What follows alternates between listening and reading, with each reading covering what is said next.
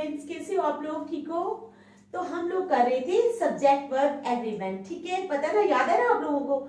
मैंने आपको बोला था कि इसके काफी सारे रूल्स है, ऐसा ऐसा करके काफी दिन लगेंगे, हम समझेंगे। ठीक है, रूल फर्स्ट मैंने आप लोगों को समझा दिया था। ठीक है, आज मैं आपको समझाऊंगी rule number second.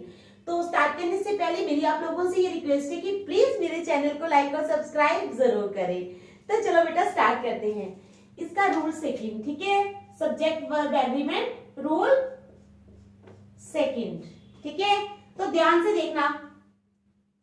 Rule second क्या कह रहा है हमें? रूल सेकंड कहते हैं कि if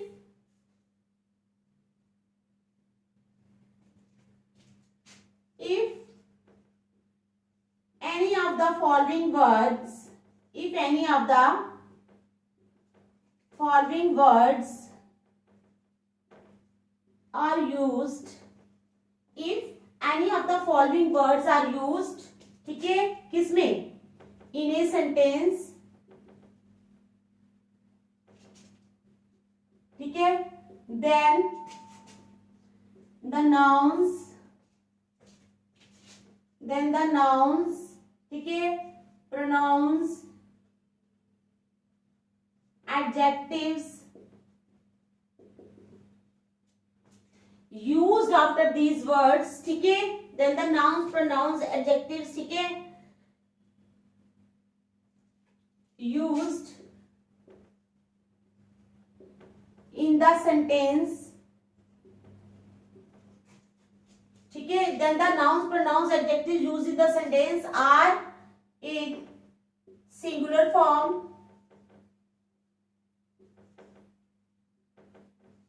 and the helping verb or main verb जिसको हम बोलते हैं, ठीक है, and the helping verb is also in the singular form, ठीक है, and the helping verb is also in the singular form। तो रूल क्या कहता है? if any of the following words, क्या है? if any of the following words are used in a sentence, ठीक है, then the nouns, pronouns, adjectives used in the sentence are in singular form, वो singular form में होते हैं, and the helping verb is also in the singular form। तो words कौन से हैं? वर्ड्स कौन से हैं? यानी अगर ये वाले वर्ड्स जो है सेंटेंस, ये जो वर्ड्स मैं लिखने जा रही हूँ, ठीक है, इनको ध्यान से देखना। अगर ये वाले वर्ड सेंटेंस में हो, ठीक है, तो उसके बाद नाउन, प्रोनाउन जो होंगे वो भी सिंगुलर फॉर्म में होंगे, और हेल्पिंग वर्ब जो आएगा वो भी सिंगुलर फॉर्म में होगा। जब अब मैं आपको एग्जांपल दूंगी तब आप समझोगे। तो पहले मैं वर्ड्स लिखूंगी, ठीक है, each, someone, no one, each, someone, ठीक है, no one, each, someone, no one, every, anyone, every, anyone, every, anyone, one, nobody, everyone, one, nobody, everyone, ठीक है, everyone, anybody, many, anybody, anybody, many, somebody, more than one, somebody,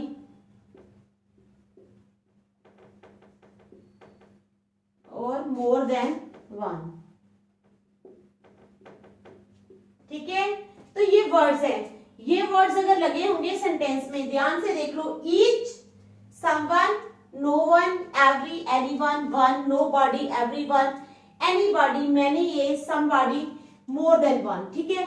तो अगर ये words जो हैं ये सेंटेंस में लगे हुए होंगे, ठीक है, तो क्या हो जाएगा? उसके बाद अगर नाउन, प्रोनाउन, एडजेक्टिव या हेल्पिंग वर्ब होगा, everything will be in singular form, ठीक है, सब कुछ सिंगुलर फॉर्म में होगा। मैं बताऊंगी आपको कैसे, ठीक है।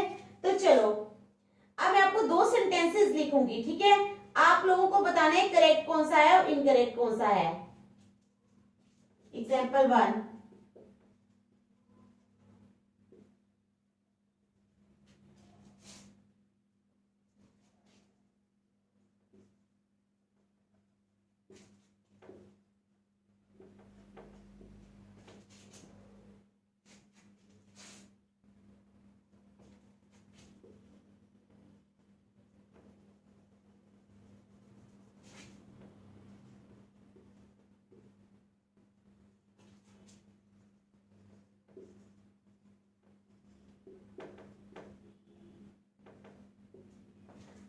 हमने दो सेंटेंसेस लिखे हैं, ये हमारी एग्जांपल 1 है। Each book and pen are brown, ठीक है, फर्स्ट सेंटेंस ध्यान से देखो, each book and pen are brown. दूसरा मैंने लिखा है each book and pen is brown, तो you have to tell me which one is correct, कौन सा करेक्ट है आपको बताना है मुझे।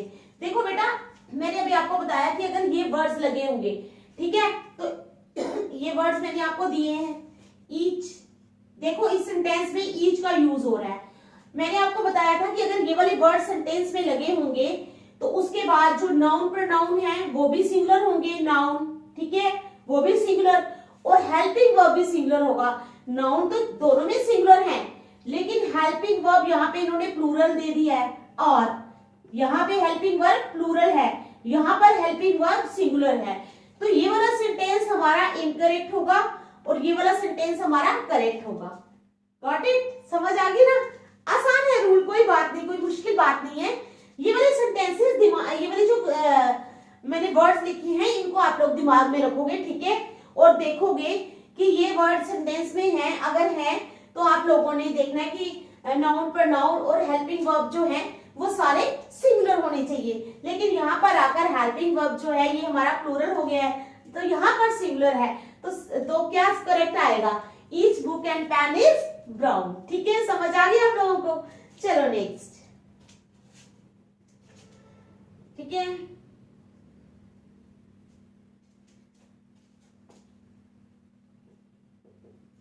दूसरी एग्जांपल ले लेती हूं। Many a man have sacrificed, क्या है, many a man have sacrificed for his country,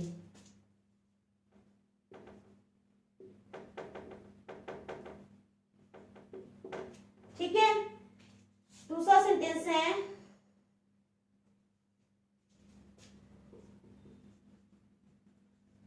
many a man has sacrificed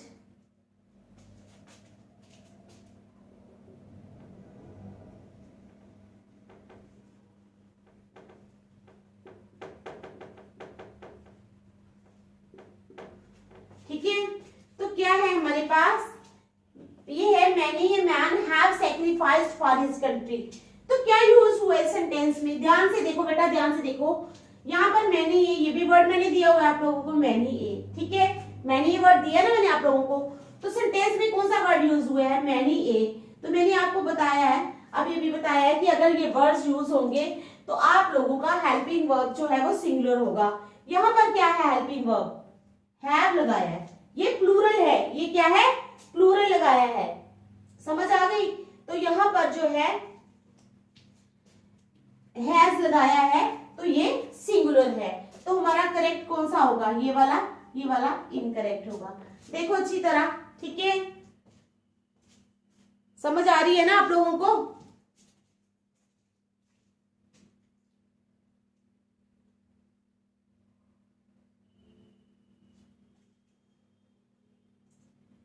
चलो अगली एग्जांपल, रूल में सेकंड ही बस थोड़ा समझाऊंगी, दूसरा रूल कल समझाऊंगी, थर्ड रूल सेकंड। अब और दो एग्जांपल्स दे देती हूं मैं आपको इसी रूल की।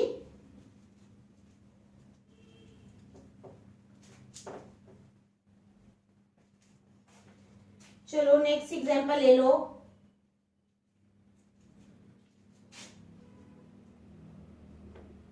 मोर देन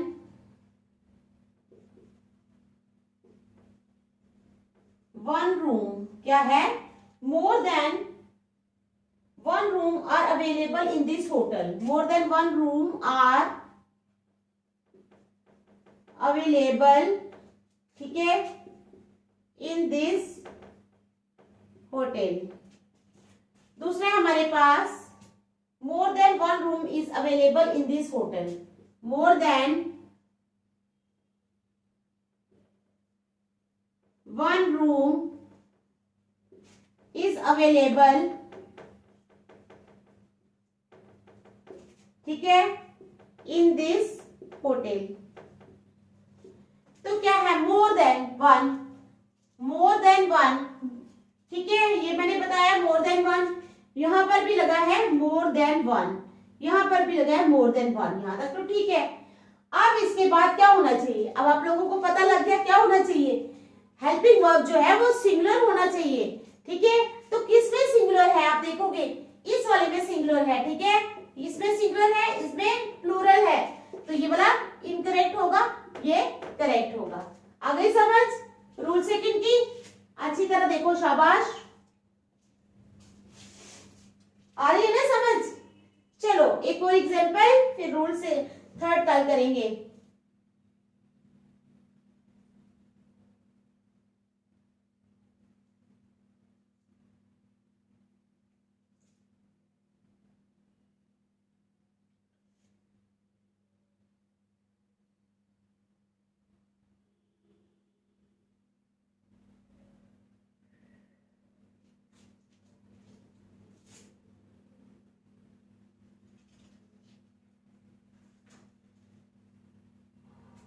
चलो हम ले लेते हैं क्वेश्चन नंबर 1।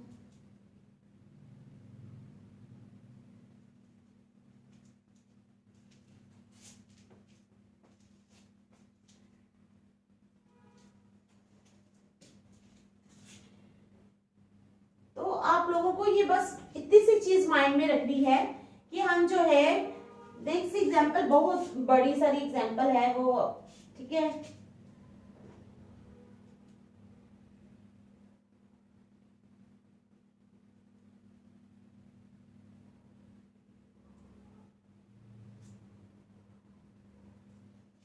तो हम इसको यहीं तक एग्जांपल्स रखेंगे इसके, ठीक है। तो नेक्स्ट हम कल करेंगे, आज ये वाला रूल सेकंड, ठीक है, आप अच्छी तरह देख लो, नेक्स्ट वाला हम कल करेंगे। Thank you.